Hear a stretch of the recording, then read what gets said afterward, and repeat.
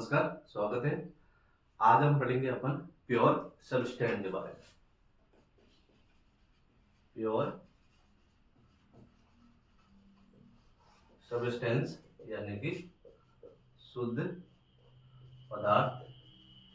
ठीक है, शुद्ध पदार्थ में अपन दो पार्ट पढ़ेंगे, एलिमेंट और दूसरा कंपाउंड। ठीक है, आप देखो एलिमेंट के अंदर एलिमेंट कितने प्रकार के होते हैं? 3 प्रकार के। ठीक है, मेटल, नॉन मेटल और सब मेटल। ठीक है, यानी कि धातु, अधातु और उपधातु। ये हो गया अपन के मेटल, नॉन मेटल और सब मेटल। मेटल, नॉन मेटल और सब मेटल यानी कि धातु, अधातु और उपधातु। ठीक है, धातु हमेशा ध्यान रखना क्या होती है? चमकीली होती है। धातु क्या होती है? हमेशा चमकीली होती है। लेकिन ये क्या होती है? अपन के विभिन्न रंगों की होती है। ठीक है, और धातु और अधातु के बीच के गुण क्या कहलाते हैं? अपन के उपधातु कहलाते हैं। धातु व अधातु के बीच के गुण क्या कहलाते हैं? हमेशा अपन के उपधातु कहलाते हैं। ठीक है, अब देखो नेक्स्ट पॉइंट क्या रहेगा? ये क्या होती है? अपन के ताप व विद्युत की क्या होती है? सुचालक होती है। ठीक है, ताप व विद्युत की सुचालक होती है। और ये भी क्या होती है? अपन के ताप और विद्युत की क्या होती है? कुचालक होती है। ताप व विद्युत की कुचालक। ठीक है, ताप व विद्युत की कुचालक का मतलब क्या होता है कि धातु के अंदर यदि इस सिरे के अंदर यदि ताप दिया जाएगा तो वो धीरे धीरे फैलता हुआ क्या होता है? पूरी पूरी रोड क्या हो जाती है? उसको गर्म हो जाती है। ठीक है, इधर करंट लगाएंगे अपन, इधर विद्युत धारा प्रवाहित करेंगे तो विद्युत धारा धीरे धीरे क्या होगी? जैसे तार का उदाहरण ले लियो, तार में क्या होगी? पूरी जगह करंट आएगा। ठीक है, तो ये हो गई अपन के ताप व विद्युत की सुचालक होती है। ठीक है, और नेक्स्ट है अपन के ये क्या होती है? तन्य होती है। तन्य का मतलब क्या होता है?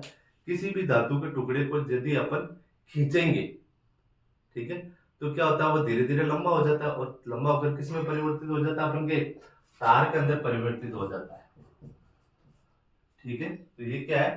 तन्य है। तन्य का अर्थ क्या होता है? इसमें परिवर्तित होती है तार के अंदर, और इसमें ये गुण नहीं पाया जाता है तन्यता का। तन्यता नहीं पाई जाती। नेक्स्ट क्या है अपन के? इसके अंदर आघात वर्धनीयता का गुण पाया जाता है। आघात वर्धनीयता का गुण पाया जाता है। आघात वर्धनीयता का मतलब क्या होता है? किसी भी धातु को अपन यदि पीटेंगे, ठीक है, तो पीटने से क्या होती है? वो धीरे धीरे किस रूप में परिवर्तित हो जाती है? चद्दर के रूप में परिवर्तित हो जाती है। ठीक है, तो ये क्या है? किस में परिवर्तित हो जाएगी? चद्दर के अंदर। ठीक है, और ये गुण क्या है? इसमें नहीं पाया जाता, क्योंकि यदि आप इसको पीटेंगे तो क्या हो जाएगी? ये बिखर जाएगी। ठीक है, नेक्स्ट क्या है अपन के? ये है प्रतिध्वनिपूर्ण।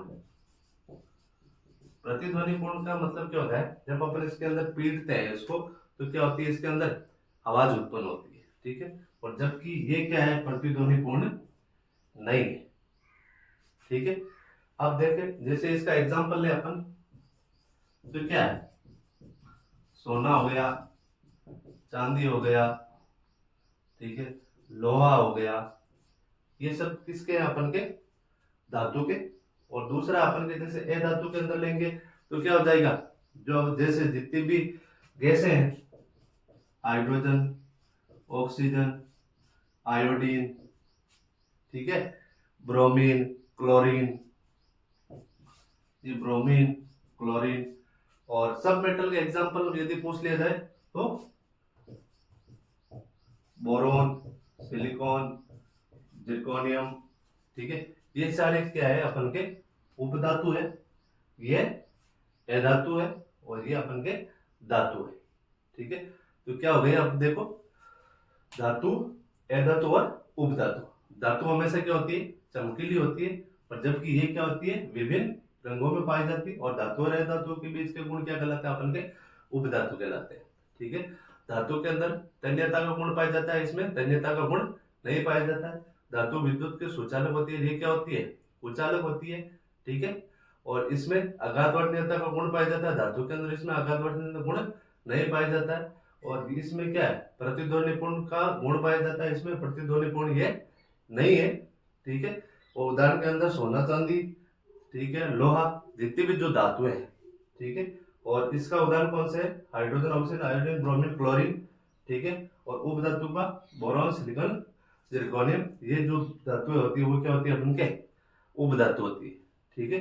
ध्यान रखना, ज्ञात ज्ञात तत्व कितने हैं, इंपॉर्टेंट, ज्ञात तत्व 100 से अधिक है, ठीक है। लेकिन इसमें से जो प्राकृतिक रूप से मिले हुए प्राकृतिक तत्व वो कितने अपन के 92,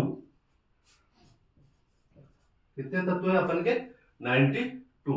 और 11 तत्व है जो कमरे के ताप पर हमेशा क्या रहते हैं, गैस में रहते हैं। 11 तत्व कमरे के ताप पर गैस अवस्था में, ठीक है। और पारा व ब्रोमीन, पारा व ब्रोमीन, ध्यान रखना, हमेशा कमरे के ताप पर क्या रहते हैं, द्रव अवस्था में रहते हैं। पारा व ब्रोमीन कमरे के ताप पर क्या रहते हैं, द्रव अवस्था में रहते हैं, ठीक है। और गैलियम और सीजियम, गैलियम और सीजियम इंपॉर्टेंट है, ध्यान रखना। गैलियम व सीजियम ये कमरे के ताप से थोड़ा अधिक ताप देते हैं। ये क्या किस में चेंज हो जाते हैं, अपन के द्रव अवस्था में, थोड़ा ताप बढ़ाने पर, ठीक है। तो पारा व ब्रोमीन कमरे के ताप पर क्या होते हैं, द्रव अवस्था। 11 तत्व कमरे के ताप पर क्या होते हैं, गैस में रहते हैं। प्राकृतिक तत्व कितने हैं 92, जबकि टोटल तत्व क्या 100 से अधिक है, ठीक है। और गैलियम व सीजियम, गैलियम व सीजियम कमरे के ताप पर हमेशा क्या होते हैं, जैसे ही थोड़ा ताप बढ़ाएंगे तो किसमें परिवर्तित हो जाते हैं, अपन के द्रव अवस्था, ठीक है। अब देखो नेक्स्ट है कंपाउंड। कंपाउंड का मतलब क्या है कि 2 या 2 से अधिक तत्व मिलकर किसका निर्माण करते हैं, यौगिक का निर्माण करते हैं, ठीक है। बिल्कुल सिंपल है, 2 या 2 से अधिक तत्व मिलकर किसका निर्माण करेंगे, अपन के यौगिक का निर्माण करेंगे, ठीक है। अब देखो एक अपन डिफरेंट देखते हैं किसमें, मिक्सर और कंपाउंड। कंपाउंड ये हो जाएगा अपन के यौगिक, और ये हो गया अपन के मिश्र। क्योंकि इसमें भी क्या है, 2 या 2 से अधिक तत्व या पदार्थ मिल रहे हैं, इसमें भी क्या है 2 या 2 से अधिक तत्व मिल रहे, तो दोनों में फर्क क्या है, ठीक है। फर्क ये है कि जो मिश्रण है ये क्या है कि जैसे अपन किसी भी चीज को मिलाएंगे, 2 या 2 से अधिक तत्वों या पदार्थ को मिलाएंगे, तो वो सिर्फ क्या है, एक मिश्रण बनने के लिए ही आपस में मिलते हैं। जबकि इसमें क्या है कि कंपाउंड के अंदर जब 2 या 2 से अधिक तत्व मिलाएंगे तो एक नए यौगिक का निर्माण होगा। तो पहली चीज क्या है कि ये सिर्फ मिश्रण बनने के लिए मिलते हैं, और ये क्या अपन के नए यौगिक का निर्माण करते हैं। पहला तो ये हो गया। दूसरा क्या है, मिश्रण का संगठन हमेशा क्या होता है, परिवर्तनीय होता है, ठीक है। मिश्रण का संगठन हमेशा क्या होता है अपन के परिवर्तनीय होता है, तो इसका संगठन परिवर्तनीय, और जबकि इसका संगठन क्या होता है हमेशा स्थायी होता है। ठीक है, अपने आप चेंज नहीं होगा। ठीक है, मिश्रण उसमें उपस्थित घटकों को क्या करता है अपन के दर्शाता है। मिश्रण उपस्थित घटकों को दर्शाता है। कैसे? जैसे अपन एक उदाहरण लिया था कि जल के अंदर चौक का पाउडर मिलाया था। ठीक है, तो चौक का पाउडर मिला है तो अपन को पता है ना, इसमें जो उसमें दिखाई दे रहे हैं कण कि ये कण किसके हैं, कि चौक के पाउडर के, बाकी चीज कौन सी है, जल है, तो वो क्या आपको उसकी उपस्थिति को दर्शाता है। ठीक है, और जबकि यौगिक में क्या होता है, उसके गुणधर्म पूरी तरह से भिन्न होते हैं। ठीक है, गुणधर्म पूर्ण रूप से भिन्न होते हैं। ठीक है, नेक्स्ट क्या है कि इसको भौतिक विधि से पृथक किया जा सकता है। ठीक है, किसको? मिक्सर को। जैसे अपन एक फिल्टर पेपर लगा के उस चौक में अपन के चौक में जल के जो मिश्रण था या विलयन था उसको क्या अपन ने छाना, तो क्या हो गया, जल एक तरफ हो गया और चौक का बुरादा या फिर जो पाउडर था वो क्या हो गया, अलग हो गया। तो उसमें क्या होता है कि इसको अपन आसानी से छानकर पृथक कर सकते हैं या भौतिक विधि के द्वारा।